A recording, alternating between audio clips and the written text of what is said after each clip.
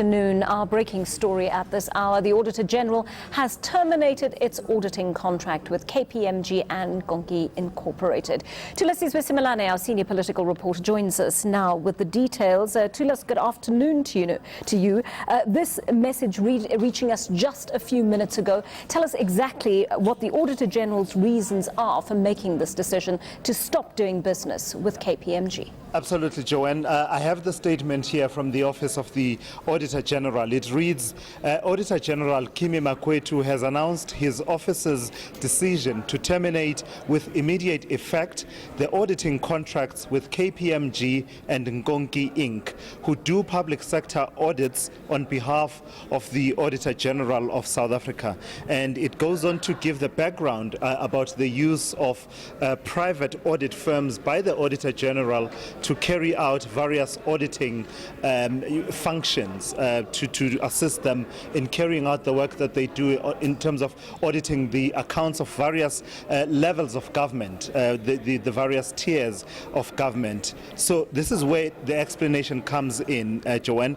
I think it's on the second page of the statement. It says, last year Makwetu announced that his office, while waiting for various investigations into matters raised in the 2017 report titled KPMG South Africa Leadership Changes and Key Findings Arising from KPMG International Investigation, would continue to secure services of KPMG South Africa.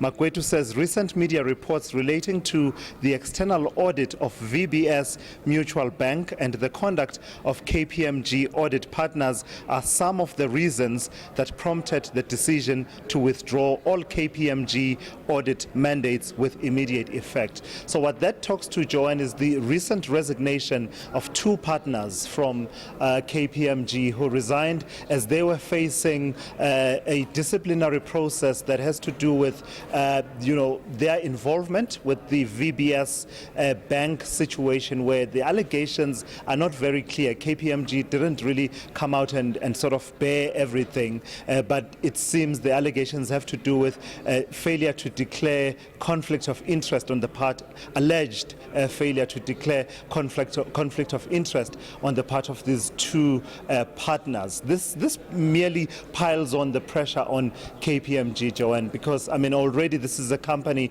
that is trying to recover from the reputational damage that came from the Gupta leaks and the work that they did previously for Oak Bay, the Oak Bay group of companies that later on emerged to have been right in the heart of state capture in as far as the allegations of corruption are concerned. Of course, Nkonki Inc. is a different story altogether, Joanne.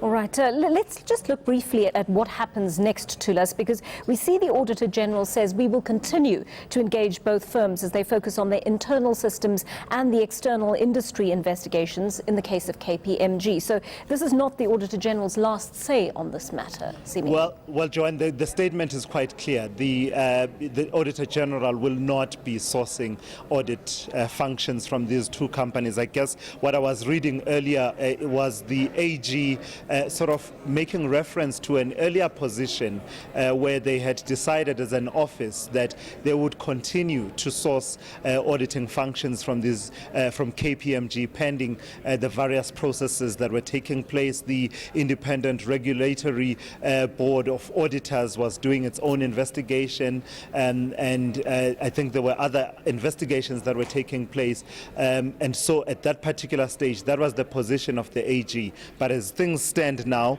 it basically the AG has terminated its auditing contracts with these two audit firms. Just briefly on Nkonki Inc., really the story of Nkonki is an interesting one, because Nkonki was founded by the woman who became only the second black qualified chartered accountant in South Africa, and this is Cindy Nkonki, some years ago, working with her brother, and therefore the name Nkonki Inc.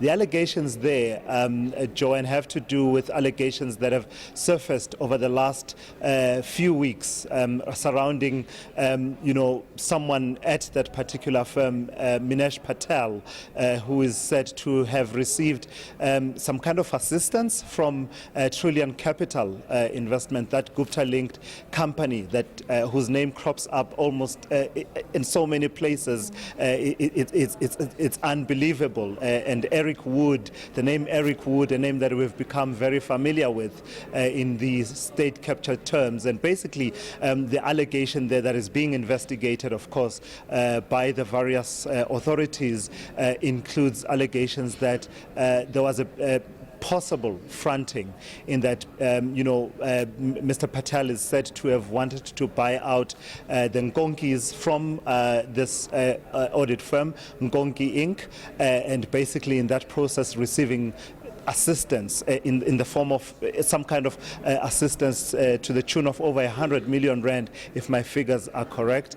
And in that process, then it appears that this was a way for Trillian to basically have on the auditing profession in a way that is alleged to have been in violation of the act that governs the conduct of professional auditors. So all of it quite detailed, quite technical, but these are the allegations that, on the weight of which it seems the Auditor General has actually decided to terminate the auditing contracts of these two particular firms. A little early perhaps to ask this question, Thulas, but I am curious to know, do we know how much these contracts would have been worth? I can tell you now, Joanne, that in terms of their worth, they really would be worth a lot. The story goes that, the information we have is that in as far as Nkonki, for example, is concerned, much of the work that they get comes from is from government procurement. So they carry out work for various levels of government, and so you can only imagine much of their revenue and what they make as income comes from that, the work that they do for government. In fact, one report was quoting the head of Nkonki Inc.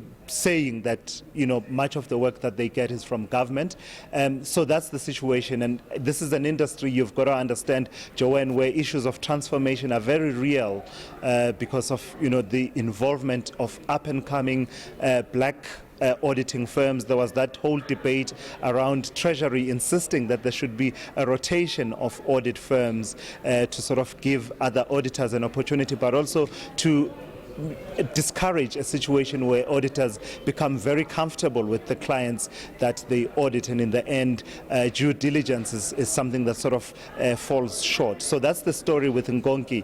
But in as far as KPMG, I guess the damage is really even more in terms of reputational damage. And Hlamul Dlomo, who took the helm of KPMG in the wake of the Gupta leaks revelations, has been hard at work to try and sort of restore this organization to a reputable audit organization. But I mean, it seems it doesn't rain, it pours for them. And I can imagine that, having covered a local government previously extensively, many local government institutions, municipalities would procure services of organizations such as KPMG to probe certain allegations that come up from time to time. You have provincial government, you have national government, and seeing as the Auditor General's office is the main office through which audit functions are procured, once this decision is taken by the AG's office, it's hard to see how any of the government structures at all three tiers of government can be able to engage KPMG and Nkonki. Thulasizwe Simelane, thank you for giving us that comprehensive explanation of the statement which reached us just a short while ago.